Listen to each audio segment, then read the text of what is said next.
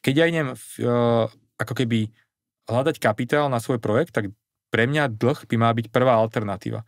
Až keď vyčerpám tú možnosť, že nemám šancu dostať úver, nemám šancu emitovať dlhopis, potom vlastne by som mal ísť snažiť sa rejzovať kapitál cez equitu. Firmy rejzujú kapitál, keď sú startupy od investorov, lebo nikto by im nepožičal. Žiadna banka by startupu peniaze nedala, žiaden veriteľ by im nedal peniaze, čiže preto idú rejzovať kapitál. Ja som to aj písal raz o pilulke, keď sa riešilo nejaké druhá emisia akcií, no že to už, keď nedokázali emitovať dlhopisy, tak je to znak toho, že to je veľmi zlé.